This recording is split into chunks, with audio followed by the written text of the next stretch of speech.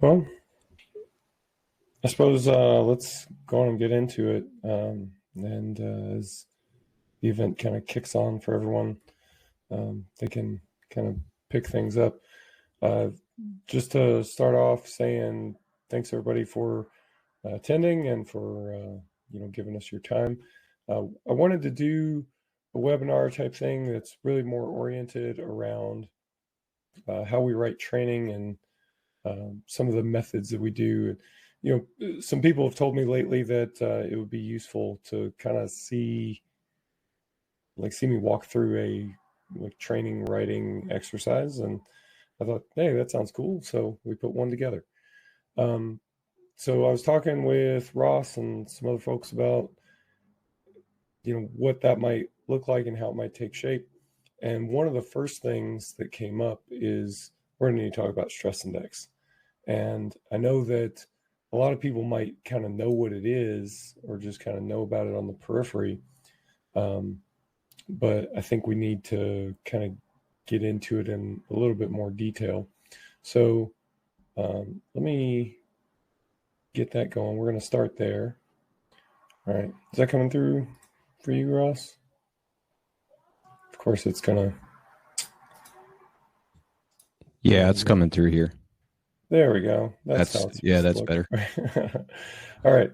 So we're going to talk about stress index. We're going to talk about program builder and walk through like a program writing exercise and scenario.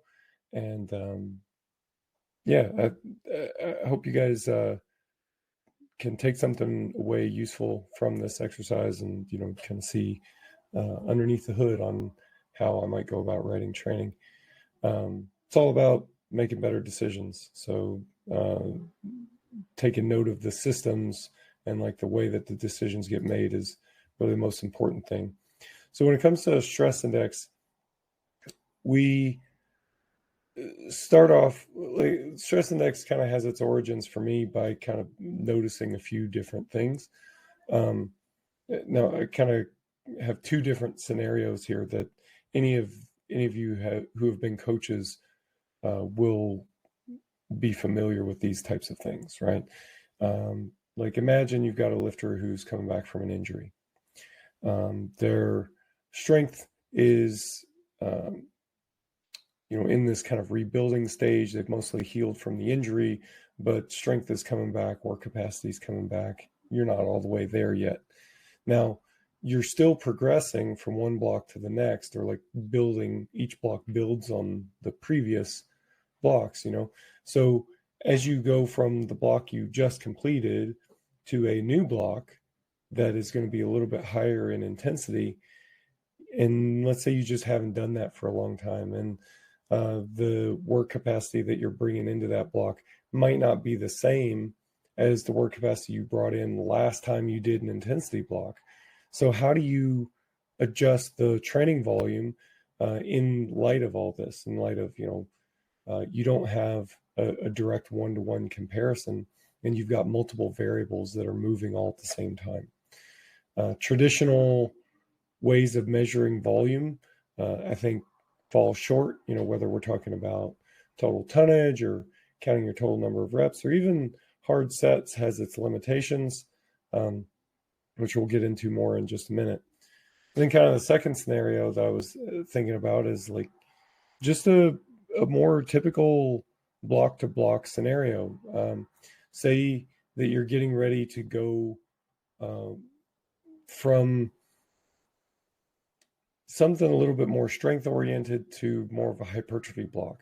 Now you want the average intensity to remain pretty much the same, but since you want it to be more hypertrophy oriented, you've decided you want to crank up the average RPE. As you take those sets closer to failure, what changes do you need to make to the overall training volume?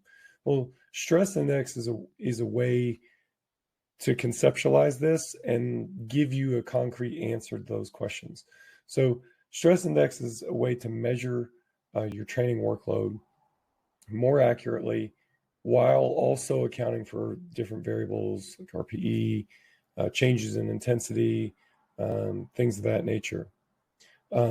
it does a better job of accounting for those variables than other metrics do. Even better than, counting number of sets or anything like that. And as you'll find out, that stress index has a lot of similarities and kind of conceptual roots with counting hard sets. But we'll get there in a second. Stress index has some advantages. It counts for RPE and intensity. We can even break it down into central and peripheral stress, which, naming conventions aside, lots of lifters do have this kind of sense that when they do a lot of training that's very heavy in nature versus a lot of training that's very reppy in nature, the effect, the type of fatigue that you get is different. Now, whether central and peripheral are the perfect names for that or not is kind of irrelevant. We all kind of know what we're getting at. What stress index aims to do, kind of in addition to this total stress number, is to help us break down these stress numbers into central and peripheral components. And that helps us kind of understand, what types of training effects are we going to be looking for with any given program? What types of, intensities and balances of central and peripheral stress does the lifter respond best to, and so on. But I want to get into a concrete example here real quick. So we have these two scenarios. In the scenario on your left, you've got 3 sets of 12 reps at 60 kilos. Scenario on the right, it's 3 sets of 3 reps at 90 kilos. Now, both of those should be similarly challenging. They should get you close to a 10 RPE for each of those sets. Now, of course, that varies from person to person, but, just for argument's sake, let's assume a pretty typical sort of RPE profile. But it's easy to see that you get vastly different volumes, you get vastly different intensities, even though we've got 3 hard sets in both scenarios. So which one is, the more taxing protocol? If you're just looking at volume, you may think the one on the left, but I mean, that's a big difference in the numbers there. And you may also think like, well, what would happen if we tried to equate the amount of volume? If volume was the thing that it's an indicator of, the recovery demand of a given protocol, we'd have to do a lot more max effort triples to, get the same recovery impact as, 3 12 rep max sets. And I just don't think that's the case, right? So the concept, powerlifting and to some extent bodybuilding has moved away from tonnage in a pretty big way over the last several years at this point, and gone more in the direction of counting hard sets, which I think is overall a win. And I attribute an article on Greg Knuckles' site to kind of the origins of that move. But in the scenario I gave you previously, 3 sets of 12 at 60 kilos versus 3 sets of 3 at 90 kilos, those are both 3 hard sets. And I think on the whole, you're probably looking at a similar, total level of stimulus, a similar recovery impact in both of those scenarios. Obviously, the stimulus goes in a different direction. You wouldn't expect the total training effect to be the same, but they are similarly challenging protocols. And this idea of counting hard sets does encapsulate that. Now, that's all well and good, but what about things that aren't, rep max type of sets? So 3 singles at 90 kilos, so, again, in this scenario where we're kind of assuming a 100 kilo 1RM, that's going to be like 3 singles at a 7 RPE. Do those count? Like what's the hard sets number for that? Is a 7 RPE set a hard set? What about like a 6 RPE set or a 5 RPE set? Where's the line?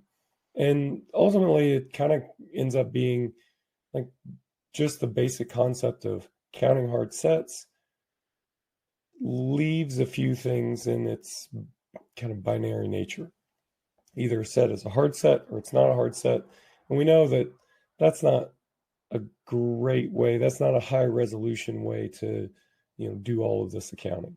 So that's where the original stress index came into play.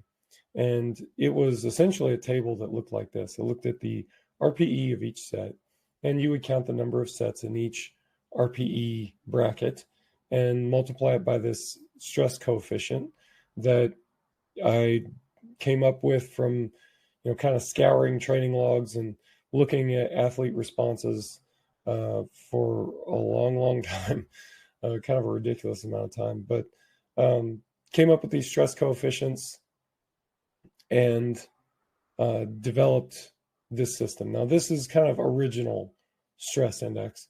And what you would do is multiply the number of sets in a given RPE range times that coefficient and add them all together. And that gives you your total stress. And that should be a number that's pretty comparable. So, of course, this counts the number of hard sets in a way with a multiplier based on how hard is hard, right? Harder sets give you more points. Easier sets give you fewer points, but still not zero, right? Like just because you do a set of 5 at a 5 RPE or something, that's lower stress than if it was a 9 RPE, but it's still not free, and that's one of the scenarios that this original stress index attempted to encapsulate. So from there, we developed many, many versions of stress index. I, collaborated with some other people in the field. Some of you may have heard me talk about Robert Frederick before and his development of exertion load, which was pretty much, entirely independent of my work on stress index. But at the point where he was kind of publishing stuff about exertion load, it was heartening for me to see that if you kind of superimpose these graphs side by side, you would get similar sorts of curves, which to me indicates we're describing a similar underlying relationship in terms of, the way the way the total stress gets calculated. Now, we've iterated on this over the years, and we've done that in a way that we hope to bring in more variables that are relevant, that better accounts for edge cases and things like that. So some of the tables that we have end up looking like this. So this is a table that is derived from the most current stress index formula. There's some assumptions built in whenever you put together a table that's like this, just kind of how it has to be. But this does a really good job of helping you to see how the total stress number changes as either reps or RPE change. It won't account for certain things like increases in fatigue over the number of sets. So like say that you do 5 reps at an 8 RPE, but you continue to do 5 reps with the same weight and that RPE starts to go up. This table won't account for situations like that and a few others, but the stress index calculations that are on the RTS website will account for all of that. It's just that it's a big, ugly looking formula, but the core concept, if you kind of, expand it out, looks something like this. And I think this is the more important end of the concept to kind of understand how stress changes as either reps or RPE change. And I mentioned breaking it out into central and peripheral factors. That can look something like this. Now, this I thought was really cool. This concept of kind of breaking things out. I've been calling it central and peripheral. Robert Frederick did something similar with exertion load. I think he called it metabolic and mechanical. That may have changed, but the yellow one, it describes a different relationship and it accounts for different variables. And you can see that in the way the gradient moves. And then the red one, same thing. It places a greater emphasis on the overall bar weight and the intensity that you're dealing with. And you can see that as well. Whoops. You can see that again based on the gradient. So for the red one, the central stress, as you get toward that upper left corner and the overall intensity gets heavier, you get more stress per working set. The yellow one, on the other hand, has a few different things going on. Increasing the reps will increase your stress per set, but only up to a point. And the increase in RPE will give you increases in stress per set as well. And you can take it further and look at kind of the ratio between these numbers as well if you'd like to do something like that. That can help you understand for any given protocol where are the training effects going to go. So say you've got a program that you're interested in doing and it calls for 8 reps at a 7 RPE. Well, you can look here and see, so 8 reps at a 7 RPE is going to get you close to 1 on the peripheral stress scale and like 0.3 on the central stress scale. So that particular rep scheme is going to be more biased toward peripheral stress. So some things are going to be more intuitive like that. Man, I keep hitting the button. Sorry. Some things are going to be more intuitive like that, and then some things won't be. So there we go. And some things won't be, and some things will change as rep schemes change, and once you get to where you're logging these things on the RTS website, you'll come into contact with more of those edge cases and things like that. So anyway, that's my quick primer, not so quick primer on stress index, and I wanted to go from there into more of a discussion on how we program training. So bear with me just for a second here while I get that pulled up. All right. Okay, so the first thing I need to do is just to give you guys a quick orientation. This is what the program builder looks like on the RTS site. And you can see it's in a weekly layout. So you're looking at a training week here. This is an older program that I built, but we're just looking at it briefly here just to kind of account for a few different things. If you want to add exercises or things like that, there's a menu here. Then you can also expand each individual exercise. You can move it around. You can change the exercise. You can change the modifiers. So this is a bench press with a 2-count pause. Maybe you wanted to do that with a close grip. You can do that. Now, I don't want to change it right now, but that's how you would go about doing it. You can select the athlete. You can apply this to a date range and deploy it to the athlete's calendar. So just wanted to show that to you real quick, but I don't want to spend a ton of time on this. We'll look at it more in just a minute. Well, I suppose I should highlight, we just spent all this time talking about stress index. There are these summary statistics here at the top. So let's say that you're planning squat training. You could look at your knee dominant exercises and see your total number of lifts. That's the total repetitions of what's planned. The total stress, peripheral stress, central stress, and the central stress balance. Central stress balance is an intensity metric.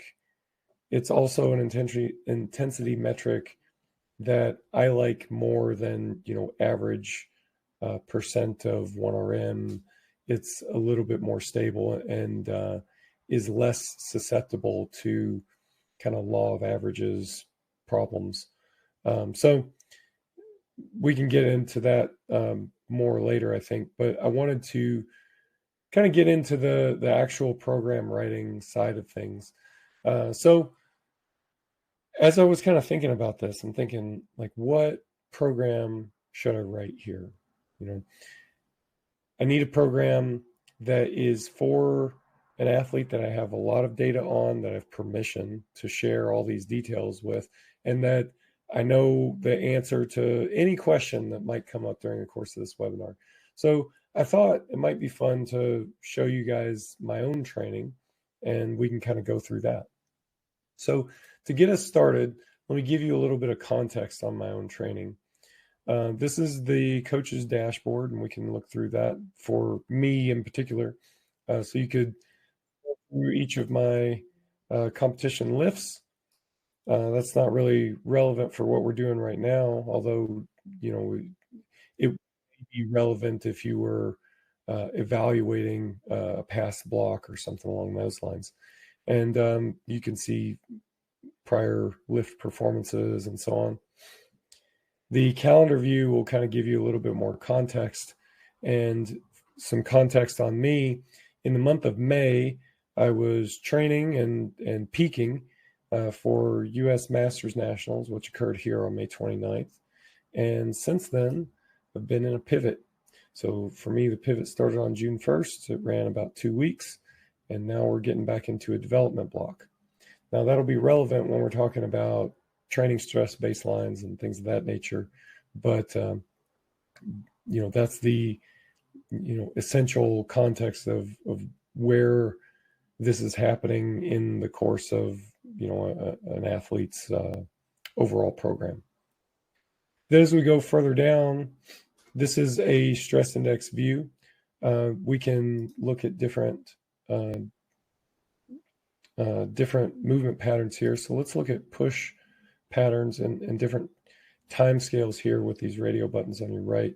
So I want to look at push, and what you're looking at here is the solid lines are the stress index numbers on in this case, a 6-day moving average. Okay, green is total stress, red is central stress, blue is peripheral stress. So you can get an idea of where your stress is coming from. And the dotted lines here are your baselines.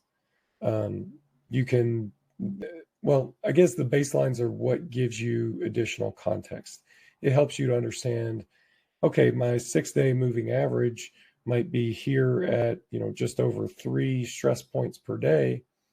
But is that a lot or not? Well, in this case, you could see that back here on, May 23rd, that was a decent amount above the baseline total stress score. So yeah, that was plenty, that was plenty. And then as you get into the pivot, obviously the stress goes way down, and now it's starting to come back up. So this gives you that context on, where these stress numbers and is that a lot or not for this particular athlete. And then we can go further down and get into details about is the reports and the Metabolic review in particular. So if we're going to write training for me, then you need to understand a little bit about what my training response is like. So we'll go through this as quickly as I can. But building this context, building this understanding is probably some of the most important parts of writing a training program. It turns out, like, the actual writing things on the page, it's essential to, delivering the information to the athlete, but that's not the really important part. The really important part is the decisions that you make, and that comes from understanding the athlete and writing, the appropriate program. So let's talk about squat response first. So we can each of these. Can I point something out here real quick for you, Mike? Yes, please. For everybody as well, like we're constantly doing things to add features to and update reporting features in the website. And Mike, I noticed that the CS balance on your report here is at 0. If you refresh that report, it will repopulate the CS balance, and all of that stuff will then be there for your information. You don't have to rerun the report in the reporting sections. It's just the little circle for refresh the report, and it will include that CS balance update. Yeah, so that would be this little guy right here. Yeah. Yep. Reprocess the report, and then that'll come back with the additional data. Yeah, my bad. But if I hit that button, then we'll be able to see CS balances here as well, which will be useful. So you can go through this, and in this case, it's sorted based on peak estimated 1RM. So which block produced the highest peak estimated 1RM? In this case, this Metabolic review looks back over the last 5 years of training logs for me. So we can see different training blocks that I have done, and we can open up those block reviews as, as our interest is peaked. That would give us a good idea of how are those blocks constructed, what kind of exercises did they have, what kind of protocols did they use, and so on. So if we go a bit further down, there's a lot of blocks because it's a 5-year block review. We get to this section, which is the competition lift heat map. So this one evaluates the competition lift, and the reps are on the vertical axis, the RPEs are here on the top axis, and for each kind of rep RPE pairing, there's a box, and it evaluates all the blocks that have protocols that are, in that box, and color codes it based on what the result of that block is. So if we, again, color code this based on peak estimated 1RM, so you may do this if you were, writing a greatest hits block leading into a competition. You want to know, in my case, out of the last 5 years of training, which blocks produce the biggest peak estimated 1RM. We can change our color scheme here if you want, but I tend to like this one. I know some people don't, so we can change it over to something else.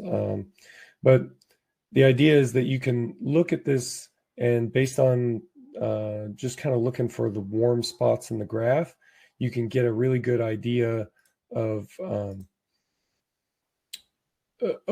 which rep and RPE protocols produced the best results. So as I look here, I see this section here stands out to me as something I might want to focus on. There's some red, some orange, which is also pretty good. Obviously, some heavier singles tend to fare well, but in other rep schemes, we're kind of looking here. Maybe we might look more in like the 8 or 10 rep range too. Squat, and this lines up with my experience as well, just like as you would expect. My squat will respond well to a number of different things as long as those protocols shift from block to block. What it seems to not like is the same protocol from block to block. But again, you can look at this and determine which blocks have the best protocol for this individual athlete. And you'll see lots of different things. Some people respond well to higher RPEs or different rep ranges, or maybe low RPEs or whatever. We can look at stress index numbers, again, sorting by peak estimated 1RM. And that can help you understand if your training responses tend to be better with higher than average training stresses, lower than average training stresses, or just the average, So it helps you kind of steer your volume a bit. So this can kind of nudge you in the direction, this graph would nudge me in the direction of being on the high side from a stress index standpoint. And then we keep going. Now here we're looking at accessory movements, assistance, and support exercises. Again, let's look at peak estimated 1RM. And you see some of these just don't have that many data points. So this one, a flywheel split deadlift, I did one set of that in one block in 2022. So that's probably not responsible for the really high performance in the squat. There's just not enough data there to make that convincing. So you filter that stuff out. But as you keep going, you'll find these things that consistently have a good training response compared to the competition lift, which, since the competition lift shows up in pretty much every block, that serves as your average. So I would scroll down here and look and see, it's further down here. So here's my competition exercise. Anything above this in the list is going to indicate like a better than average performance in terms of peak estimated 1RM. Things that are below this in the graph indicate a lower than average performance. And so you can go through that and determine, which exercises is this individual responding really well to, what things are promising but maybe just don't have very much data and need more exploration to validate. Are there any sort of trends? Like maybe you go, hey, flywheel front squat, that's pretty quad heavy. Plat squat, that's pretty quad heavy. What else we got? We got some posterior chain things here, more posterior chain. A hack squat, that's pretty quad heavy. So you can start to build up your picture. Some people will be pretty balanced. Some people will clearly favor one muscle group or the other. All that is important to note as you start to individualize training for a given lifter. Okay, so we could go through this for each of the three lifts. I don't think that's really how we want to spend all of our time, just kind of going through my block reviews. But if you were writing this, I think that would be an important thing to do. But since we spent the most time on squats, we'll kind of focus on that. So I wanted to go through really two distinct blocks. I thought it might be a good idea to write one block that's more of a structure block, a little bit more volume oriented, a little bit, maybe not quite hypertrophy block, but definitely lower in overall intensity, more volume oriented, and definitely aiming more at structural adaptation. And maybe a different block that would be a skill focused block, perhaps something that you might see more in a peaking environment. So what we're looking at here is our program library.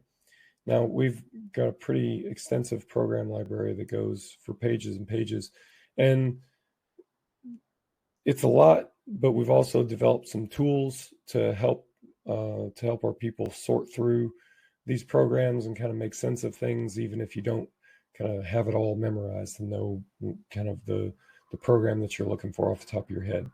I happen to know what programs I was looking for, and the first one that I was looking for the structure block was Power Cord. So Power Cord early cycle, I'm a conventional deadlifter, and I just pulled a copy of that directly from our program library. And what I would do most of the time, this is an example of a given strategy. Now, Power Cord has a distinct strategy to it. You'll see it here, and it shifts in its strategy as you go from early cycle, mid cycle, and late cycle. But the point being, the strategy that it uses, there's no singles for the competition exercises. The competition exercises themselves, like they've got a top set, but then it's kind of, in my opinion, these are kind of low to possibly middle RPE back off work.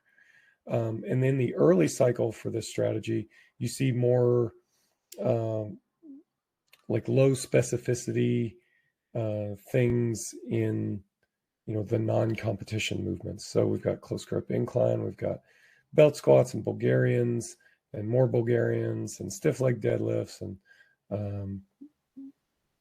some Romanian deadlifts and things like that. So plenty of low specificity work, right?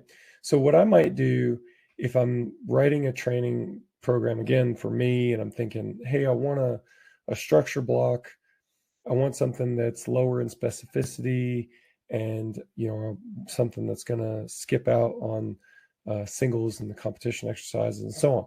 So I may arrive at saying, hey, that's pretty close to what PowerCore has to offer. So I'll pull a copy of that and then start editing. And I'll make those edits in accordance with what I see in the block review and in that block review process. So it might look like something like this. So we saw in the dashboard, if we pop back over the dashboard real quick, let's look at stress index. So we want to take a note of what our training stress baselines are. This is a big part of writing any program. It needs to have the right amount of volume, right? So in this case, you can look at this and see that it's about like 1.6. And especially you're looking at the business end of this baseline number. You see like that dotted line is sitting around 1.6 stress per day. That's a stress per day number. Now, since you're writing a training week, that's 7 days, that gives you a target of around 11 SI, 11.2 to be more precise. So if we come back over here and look at our kind of stock power cord number, we can look at horizontal push, and we see that it's currently sitting at 14 and a half. So if I need 11, then 14 and a half is too much. If my baseline is at 11 and I'm thinking I want to push to higher workloads, I may go 110, maybe 120. Maybe if recovery is really good, I may go 130% of that baseline number. So again, the baseline in this case is 11 SI per week. So you'll kind of determine what you want to do, what's your ultimate target here based on what that baseline is. In this case, we're going to say, let's cruise for baseline or just slightly ahead of baseline. So this is more like that 100%, maybe 110% number. Recovery is good, but we're not, in this case, actively pushing toward higher training stresses. And again, you could refer back to that block review in terms of how you make those decisions. But just keep in mind, even if that block review is showing you that you respond well to higher training stresses, that's historic data. And if you're looking at the athlete in front of you and maybe they're a bit dinged up, you use your common sense and say, hey, this may not be a good time to push training volumes right now. So the target training stresses that we're going to work with here are 11 for the bench, and we're going to look for 2.8, so right around 3 for squat, and also right around 3 for deadlift. Now that's, again, for me specifically, some things that are probably obvious at this point. 3 SI is really low. We know this about me, in particular for lower body movements, that I just don't tolerate lower body training stress like I did when I was, in my 20s or early 30s. My baseline is where it is right now, and as recovery improves, then that baseline may come up, and you'll have other athletes that are higher than that, maybe much higher than that, but that's all part of the customization process. All right, so you can see that the current training stress for knee dominant movements is way higher than the 3 that I'm going to need, but we'll come back to that in a moment. All right, so as we start making changes, you can pop these open. We can start removing different sets.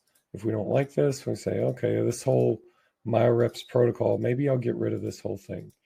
Let me pull this down to 3 sets. We're going to do 3 straight sets. I'll copy that and just overwrite it. So we want to do 3 straight sets here.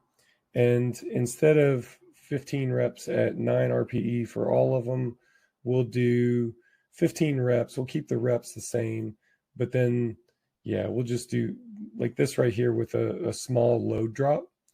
I think that that could be a good way to go. So what does that get us? That drops us down to like a 1.5 training stress for that belt squat slot. And, you know, if we're going to get this number down, you know, we've got to start cutting back off work. So we're going to cut out a lot of this back off work. You know, in this case, the lifter just can't tolerate it. You know, maybe instead of going, 9 RPE on this one, we'll go 8 RPE. And, you just start going through it and finding the spaces that you want to change. You've got to keep in mind, what does the lifter respond well to, and also how much can they tolerate. So I skipped ahead on some of this so we can take a peek and see kind of where I would end up. And it ends up looking something like this, okay? So in this case, again, we're talking about a structure block. I ended up cranking the reps up on the squat a little bit. And again, this is in line with that Metabolic review. If we look here, 8 reps at high RPEs tends to be something that works pretty well for me. So I wanted to include that. Again, not a lot of back off work. It's like just over a 1 total stress for this whole slot. Then the next day we've got deadlifts done for 6 reps at 8 for similar reasons. Even lower RPE back off work.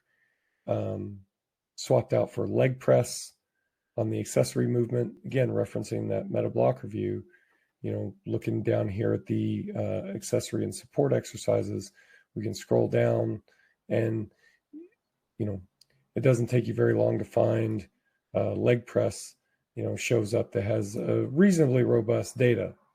It could have just as easily been a belt squat, and especially since there's 2 different kinds of belt squats that both show up in this list, that's something that might be considered. That's quite a bit of belt squatting. So this happens to be a structure block. So it may be a good idea to save that belt squat for the peaking block, since that is something that there's a little bit more robust data on that being a good responder. We would call that like a tier 1 accessory movement. That tier 1 accessory movement, it's best to save that stuff for when you're coming into the competition setting. And we can save the still pretty good, but maybe not quite tier 1 movements for these structure blocks and things of that nature. Something else to know about my particular context is that I tend not to tolerate a whole lot of spinal loading, in particular things that put me in like a forward lean position. So you see that show through in things like front squats and single leg RDLs, which tend to be better tolerated for me. So you see things like that. And I mean, again, we can go through that Metabolic review for similar sorts of things. We can look at bench press and see the accessory movements and so on. But it ends up looking like this. And you may look at that and go like, man, Mike, that's just not a whole lot of work. And you'd be right, because we can quantify it in pretty specific terms, right? Like this sits just over that our training stress target for bench. I recall that the target was 11.2 and this is 11.7. The knee dominant was 2.8 and this is 3.6. So it's a little bit of an increase on squatting movements, and it's right around average for deadlifting movements. Yeah. I didn't get as far as adding in horizontal pulling and things like that.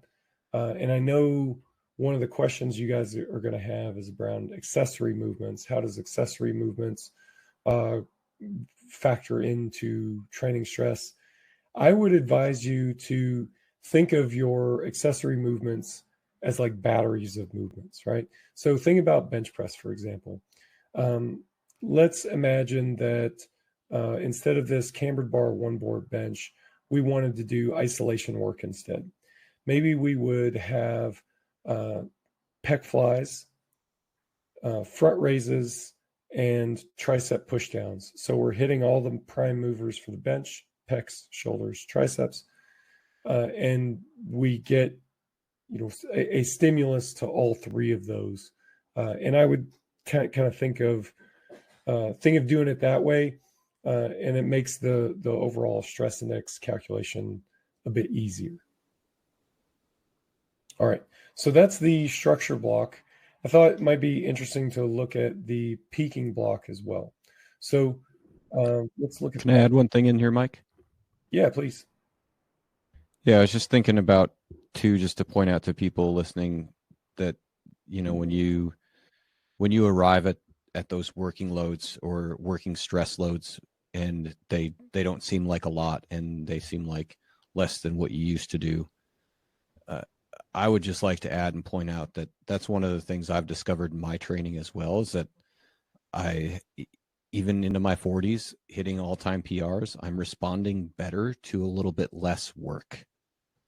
And it just kind of goes counter to some of the powerlifting culture of, oh, more is better, more is better. And no, not really. Better is better. More is just more. And that's one of the primary points of using these metrics, is to get at what is actually better and do the work that's actually driving progress, and not just more just for the sake of doing more. Yeah, absolutely. That's a good point. You'll notice that for some lifters, increasing their workload results in better progress, and you'll notice this especially some of you no doubt are fond of reading exercise science research, and I think that's great.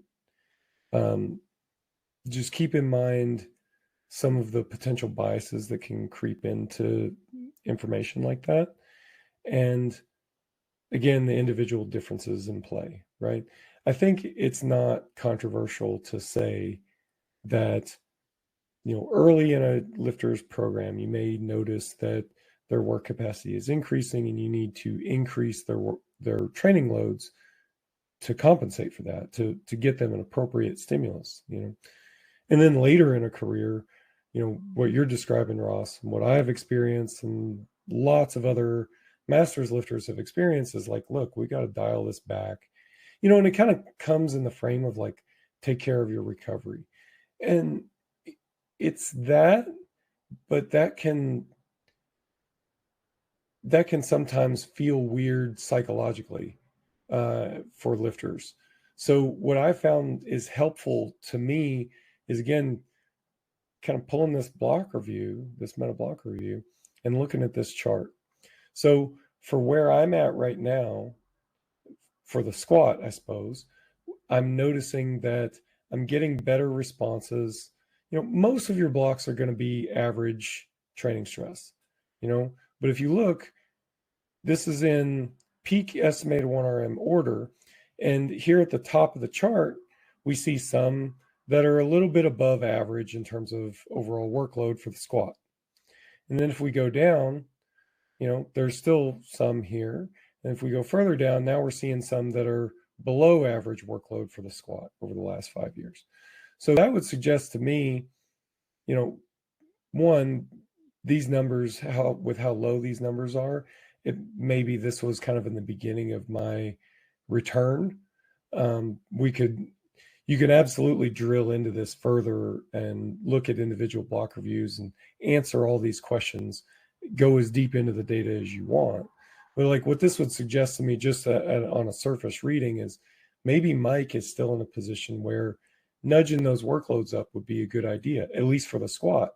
We might look at bench press and it could be something different, and then in another couple years, this could start to shift a different direction as my work capacity changes, as my age changes, as my training age changes, possibly injury history changes, and so on and so on. So obviously individualizing training is a big deal to us. We think that that's super, super important. This is one way for you to gain some insight. I don't want to take a lifter and say, oh, you're 38. Let's start drawing down your workload. Or, oh, your training age is 15 or 17. Let's start drawing down your workload. I want to draw down their workload when it's time. And it could just be that, hey, they've been doing a stupid amount of work, and that's just kind of what's formed their average. So now when they accidentally do a block that's less than that, it shows up as a better result. This kind of will steer you over time toward the workload that is hopefully most appropriate for you. And it'll do it on a lift by lift basis, which is nice. I wanted to show you guys as well, what a peaking block might look like. So I pulled another one from our library. This is a different strategy entirely. This is the resonance strategy, which again goes in a completely different direction, uses a lot of different themes. You'll notice that this one has a really high frequency, and this is the late cycle version of that. So this is a cycle that's kind of designed for more what a typical powerlifter might need peaking into a competition. So you'll notice again, like the fundamentals are just different, right? So whereas power cord, we looked at the overall stress numbers on power cord for bench press, and they were a lot higher than this. That just has to do with how this strategy is built fundamentally. And we build these with the understanding that the coach is going to dial them to fit the particular needs of the athlete. But this is a good strategy to get us started, right? So, yeah, you'll notice that this strategy includes higher frequencies of the competition exercises. The frequency is something that kind of goes through this strategy family, but in particular, the utilization of the comp lift is a late cycle feature for this strategy. You'll see that we've got singles that are fairly heavy, back off doubles at 85%, classic powerlifter peaking kind of stuff. And then in RTS style, we've got plenty of accessory movements that are targeted at perceived weaknesses, varieties of rep ranges, and so on. So I did something very similar in this case. I went through it and kind of bumped it up against my block review, dialed things up and down to fit the overall workload that was more appropriate for me, and ended up coming up with something like this. So again, we've got the higher frequency of exposure, but it's not as high, right? So in the original version, for instance, the squat, every day started off with comp squat. Well, I ditched the comp squat on day 2. It was just too much overall. It was gonna pull too much work, and even then we still end up at 3.9 total stress, which is maybe a bit high. We may want to play around with it a bit more and see if we can get that number down. And it could be as easy as just doing something like this. Like, let's just remove that set and see, that takes us to 3.5, which is a lot closer. Now, if you're building a series of blocks, you may think, by the time we get to this late cycle, I expect my overall baseline to increase. But to be honest, like, that's a pretty simple edit that you can do and then just redeploy the training. There are different decisions that you'll need to make along the way. So for instance, one decision, I opted to cut out the 80% competition squat that was original to this Tuesday workout. So I cut that, but kept the belt squat. You could definitely make the case for cutting the belt squat and keeping the comp lift. These are all training strategy decisions that have to be made that could be more or less appropriate for each individual. But again, like when I'm building this in this particular context, I'm thinking, this is a lifter who's got a history of back injuries and that seems to be sensitive to too much work in this forward lean position. So maybe giving it a day's break here after the heavy exposure would be a good idea, especially since this is a heavy squat and deadlift exposure. So giving that a break on day 2 seems like it's probably a smart move. So if someone had a different history and really responded well to high frequency and specific practice, you may make a different decision there. Same with accessory movements and stuff like that. I came in here with the cambered bar one board bench again. It seems to be a really good chest exercise for me in particular. Some people may not like that one or not have access to a cambered bar. Obviously, you'd switch out for a different movement. So yeah, that we end up with training stress numbers that are where we want them to be, and a fundamentally different strategy than the other program that we looked at.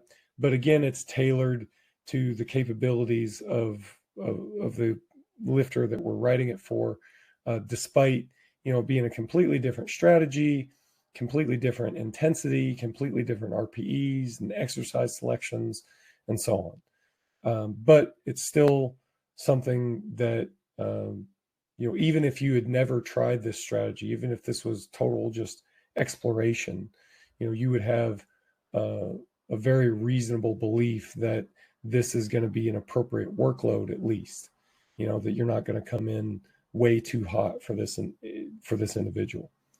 So that's the 2 blocks that I had for us to look at. And I suppose, that's really it for the formal part of this presentation.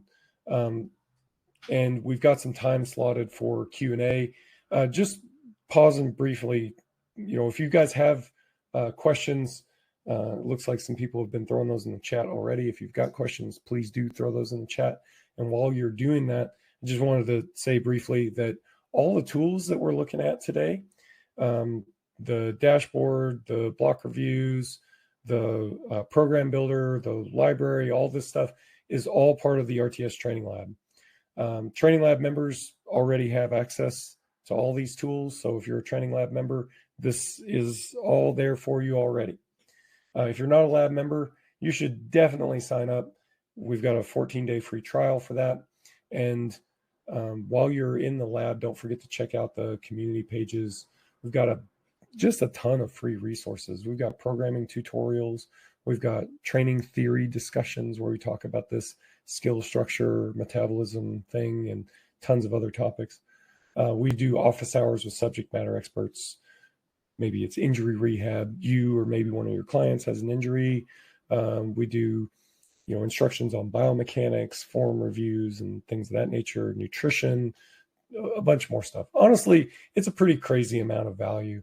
I don't mind telling you guys about it because, I really do think that it's a cool thing. It's something that I would definitely have signed up for as a young coach who's building my training understanding. So I definitely think you should sign up, take advantage of that 14-day free trial.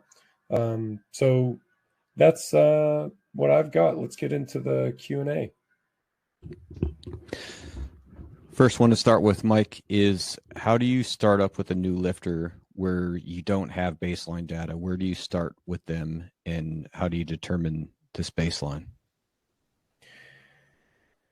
That's a good question. And I suppose it depends on what you mean by a new lifter. If you're talking about new to you, like they've been lifting weights and you're, their new coach, then they will have some kind of training history and you would start there. I remember when I finally started working with Dennis Cornelius. We'd been talking about it for years. And finally I stopped competing and he decided, all right, maybe I'll give this guy a shot. I felt like the dog that caught the car a little bit, like, holy crap. Like, Dennis was already good when he signed up to work with me. He was already world champion, world record holder. And it's like, how do I take somebody that's that good and try to make him better? Well, you start with what they're already doing, and a lot of it initially was getting a really clear understanding on what he was already doing and just writing that and then making one or two very small tweaks. So with somebody like that, I was very careful. Now, somebody that's not quite at that high level or something like that, I may be a little bit more willing in the beginning to make some big tweaks. But if they've got a training history, that's your baseline, especially when it comes to work capacity. They're not going to just, snap your fingers and magically be way higher than that work capacity. If they've been getting injured, then they may be significantly lower. And in that case, I would start at like 80% of whatever their baseline is. Now, if we're talking instead about somebody who's new to lifting, then that's a different thing entirely. And honestly, you've got a little wiggle room there. I would say that everybody is kind of starting off. I would be surprised if somebody starting off couldn't handle, 3 SI per week in each category, provided that we're not dealing with an injury history. Like in my case, with lower body stuff, you're dealing with an injury history. So that's part of what's, providing the limitation, you know. But if we're talking about something like horizontal pulling or something like that, I could go 3 SI per week, even if, I'd skipped it for the last 6 months, and then obviously dial it up or down based on the feedback that you're getting. Somebody who's just starting out lifting is going to be really sore in the beginning, and that you expect that will settle down, but then again, I would modulate that as their work capacity increases, which it will increase pretty rapidly in the beginning, and then you'll settle down after several weeks. But I'm totally content with you guys taking some advice for like those ranked beginner trainees from someone who's more specialized in that area. But in the case of a lifter who's new to you, I would definitely look at that whatever program that they've been doing.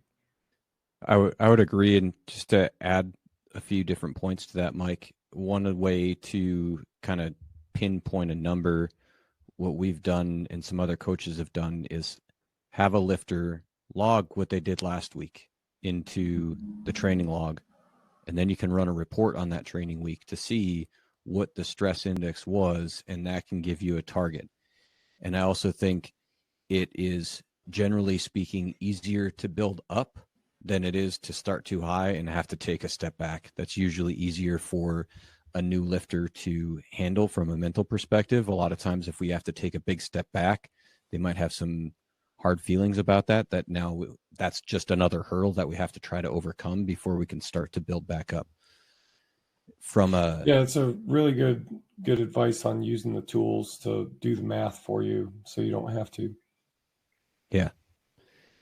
And from a new to lifting, a thought that comes to mind here, particularly because it's new to me.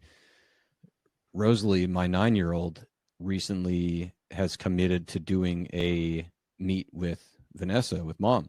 We're really excited about it. It's going to happen in November, so we got lots of time to prepare for it. But it's my first time actually writing training for her. In the past, she'd always come out to the gym and she would kind of play around and goof around, and she'd lift sometimes and just do some gymnastics other times. But in my head, I'm like, oh man, where do I start? And I'm like, well, just start super easy. It doesn't need to be hard. It doesn't need to be difficult. Just a couple ramping sets of 5, literally just 3 sets of 5, ramping up to establish a baseline, right? If there is no baseline, rather than trying to determine what it is, we have to try to create where it is. And in this particular case, I don't need to create a high baseline. She's 9. I want her to have fun. I don't want to run her into the ground. If I run her into the ground, the odds of her not liking it and wanting to quit have just increased. And obviously, that looks different for somebody who's 9 versus somebody who's 16 and might be getting ready to really want to actually get after it. So keeping those things in mind, I think, are important. The context of who the person is and what they are and what they're trying to do plays into that situation as well. Yeah, totally. Good point. The other question we have, we don't have too many, so if y'all have more questions, please do post them up.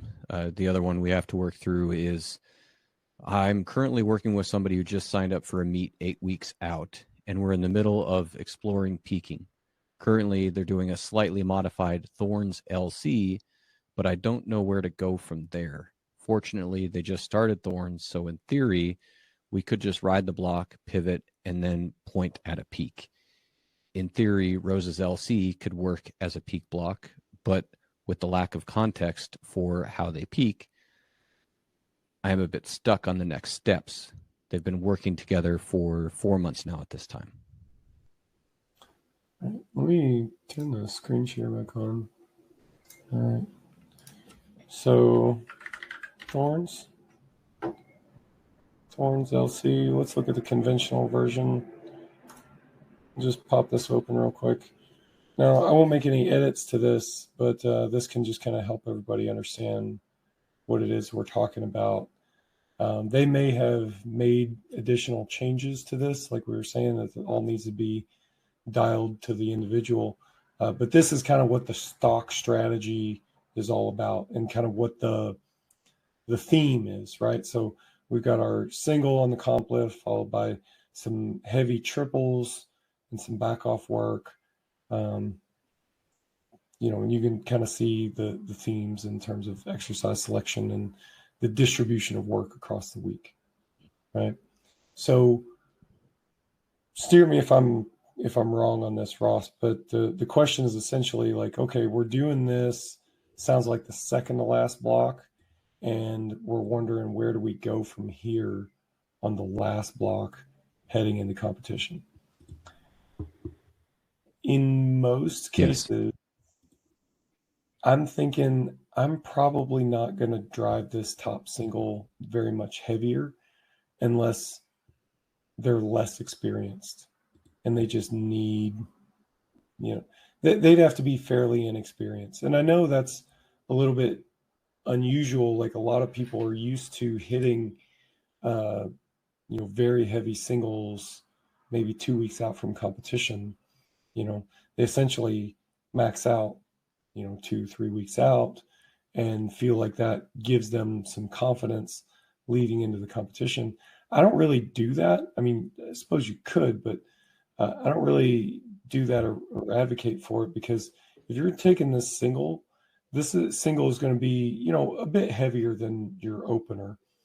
And if you're doing that on a weekly basis, I don't really see a need to go a lot heavier unless it's for a specific reason. Like you've got skill breakdown issues that happen at, second and third attempt weights. What I might do is to drop this intensity down to about 85% and do doubles. That's not really based on anything specific to your lifter. It's just kind of a coaching tendency that I've noticed in myself lately.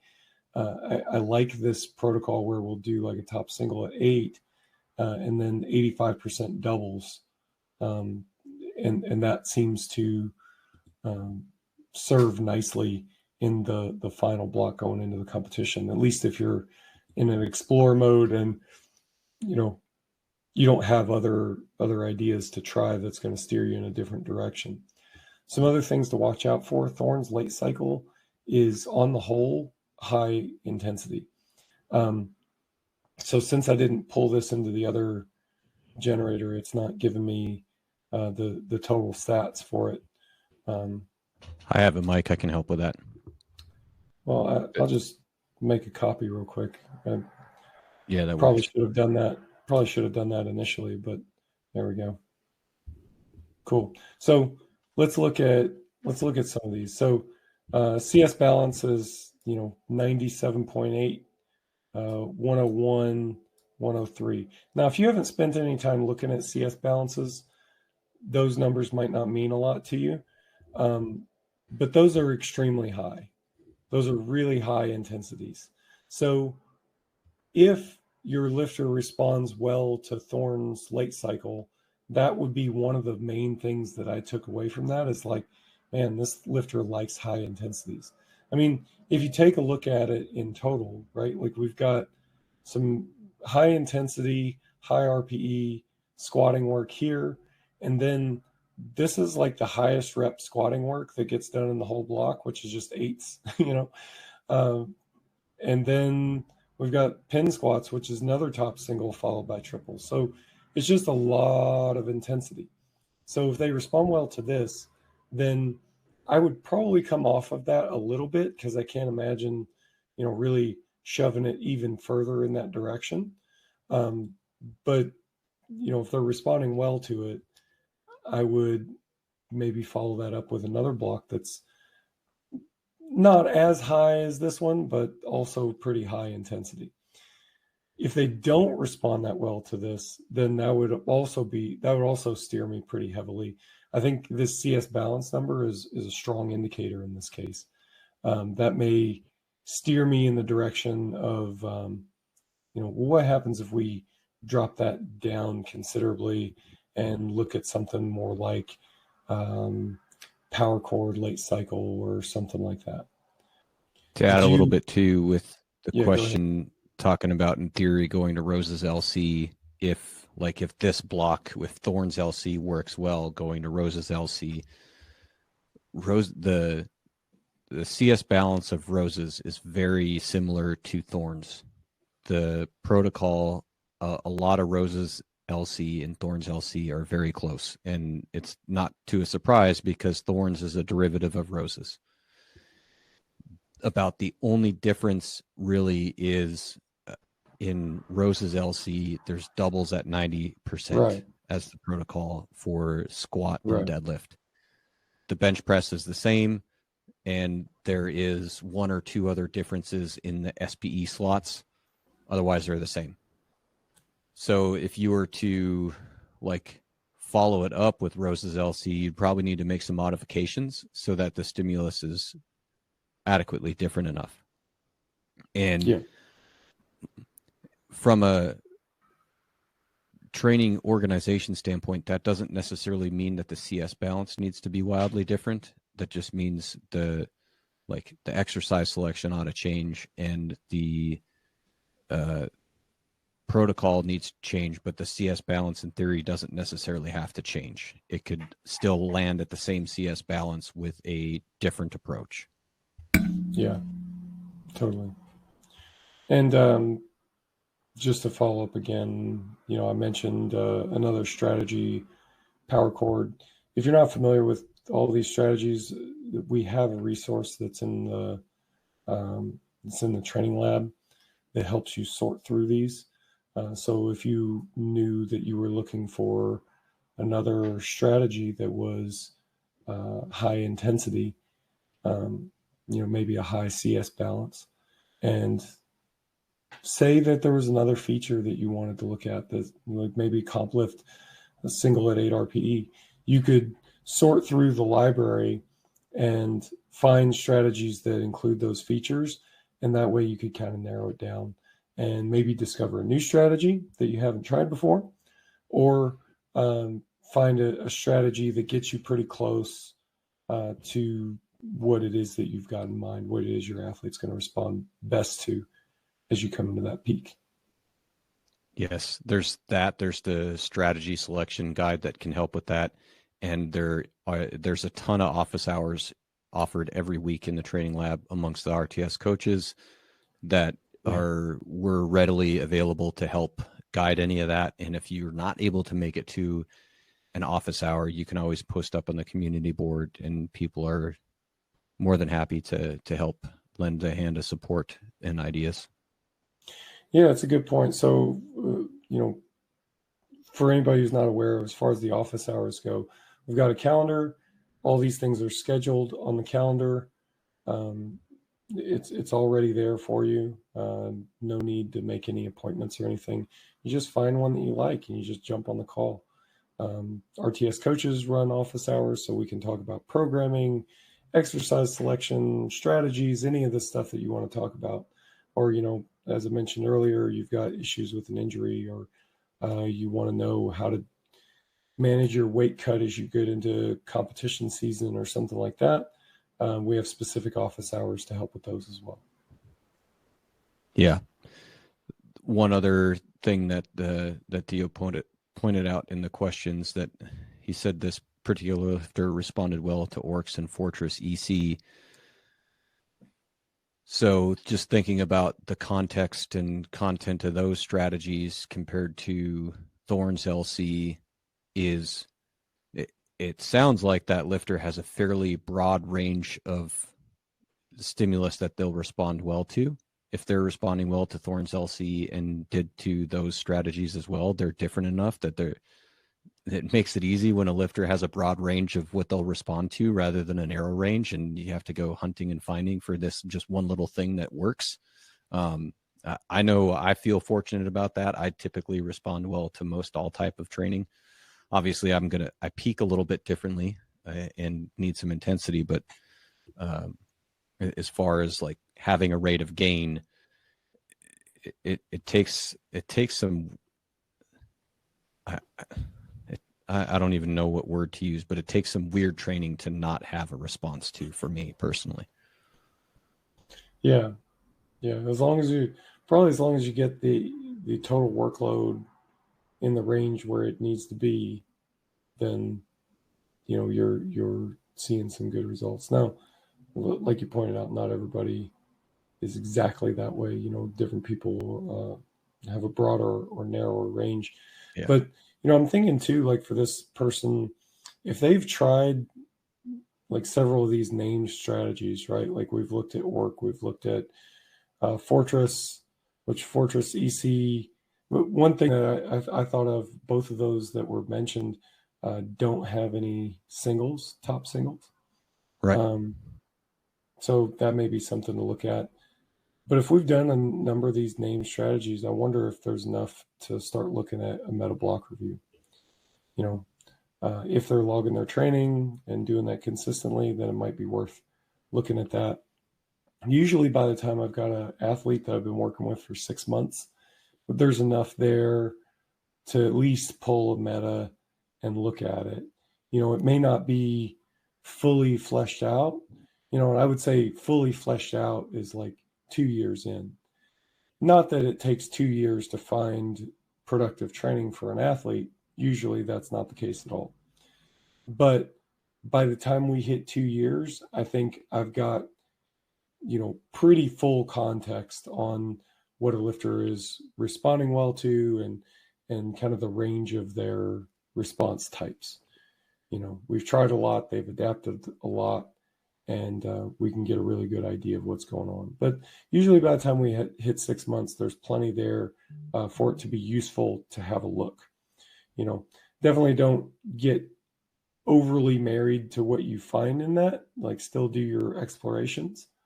But, it sounds like you've tried a fair number of things and have noted, some good responses. So it might be worth doing. That's about all the questions we have for now, Mike. And honestly, it's probably some good timing because we're getting slammed with some storms right now, and I'm about to potentially lose power at any point. I don't know. Like when I hear the thunder and I can feel it rolling in the concrete floor in the basement. Yeah, it's a lot. Who knows what's about to happen? Totally, man. All right. Well, thanks, Ross, for being here and helping me out. Thanks everybody else for watching and for chipping in your questions and your attention. Always appreciate it. We'll see you next time.